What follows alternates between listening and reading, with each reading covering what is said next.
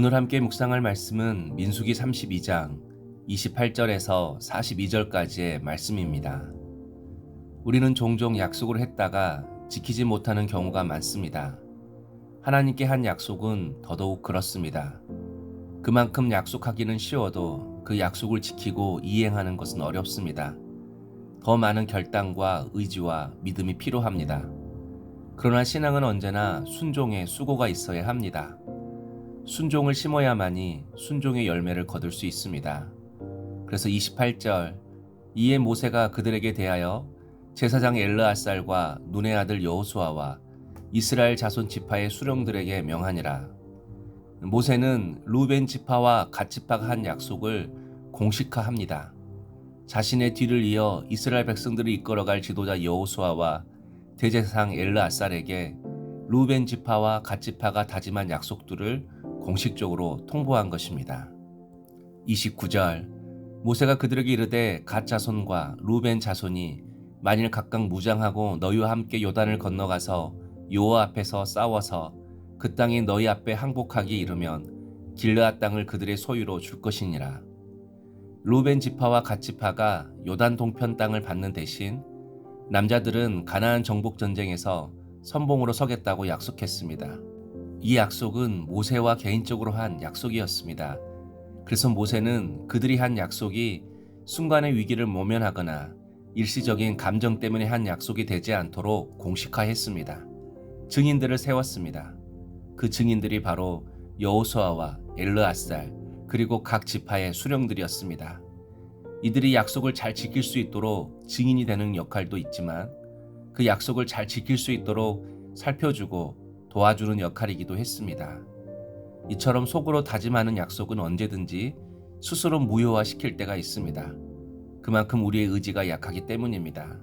그래서 때론 우리의 다짐들, 우리의 약속들을 사람들 앞에서 고백하고 선포하는 것이 필요합니다. 사람들에게 알리는 것이 필요합니다. 약속을 스스로 지킬 수 있도록 안전장치를 두는 것입니다.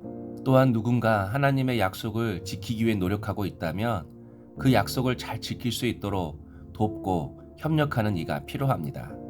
30절, 그러나 만일 그들이 너희와 함께 무장하고 건너지 아니하면 그들은 가나안 땅에서 너희와 함께 소유할 것이니라. 모세는 자신들이 한 약속을 지키지 않으면 요단 동편 땅을 받지 못할 것이라고 말씀합니다. 불순종하면 두 지파도 가나안 땅으로 들어가서 살아야 한다고 말한 것입니다. 그런데 이 말은 루벤 지파와 갓 지파도 가나안 땅에서 똑같이 분배를 받아서 살 것이라는 뜻이 아닙니다. 만약 약속을 어기면 땅을 분배받지 못하고 다른 지파들의 땅에서 더부살이를 해야 한다는 것입니다. 온전한 땅을 분배받지 못할 것이라고 이야기한 겁니다. 이처럼 약속을 지키지 않는 삶, 순종이 없는 삶은 언제나 기업을 받지 못합니다. 하나님의 약속을 누리지 못합니다. 값없이 하나님의 은혜로 구원을 받았지만 구원의 기쁨과 감격을 누리며 살지는 못합니다. 그러므로 하나님이 주신 우리 인생의 기쁨과 감격을 누리며 살기 위해서는 하나님의 말씀을 감사함으로 순종하는 은혜가 필요합니다. 그러려면 순종이 기쁨이 되어야 합니다. 무엇을 얻기 위해 순종하는 것이 아니라 순종의 이유가 하나님이어야 합니다. 33절, 모세가 갓 자손과 루벤 자손과 요셉의 아들 므낫세 반 지파에게 아모리인의 왕 시온의 나라와 바산 왕 옥의 나라를 주되 곧 그 땅과 그 경내의 성읍들과 그 성읍들의 사방 땅을 그들에게 주매. 하나님께서 모세를 통해 르우벤과 갓 그리고 므낫세 반 지파에게 요단 동편 땅을 먼저 분배하도록 하셨습니다. 남자들이 가나안 정복 전쟁에 참여하려면 먼저 부녀자들의 안전이 중요했습니다. 그래서 남자들이 자리를 비우는 동안 가족들을 안전하게 거할 수 있는 거처를 미리 마련하도록 했습니다. 약속을 잘 이행할 수 있도록 모세가 배려를 해준 것입니다.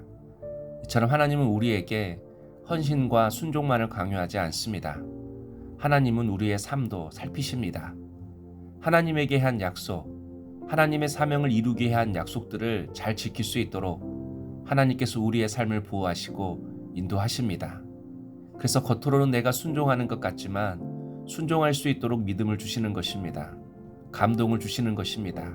순종할 힘과 여건을 허락해 주시는 것입니다. 그러므로 순종하기를 두려워하지 마십시오. 주님 뜻대로 사는 것을 어렵게만 생각하지 마십시오. 더 큰 열매와 기쁨을 위해 현재의 수고를 마다하지 않는 것처럼 순종의 열매를 위해 순종을 심는 것이 지혜이고 복입니다. 그리고 순종하는 자에게 하나님은 항상 동행이라는 크신 은혜를 허락해 주십니다.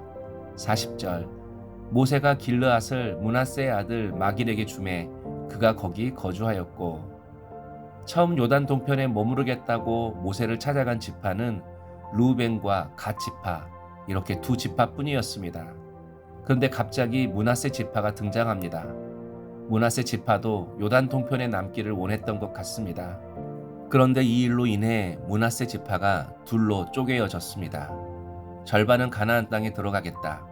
다른 절반은 요단 동편에 머무르자 서로 의견이 갈라진 것입니다. 그래서 지파가 둘로 쪼개어진 것입니다.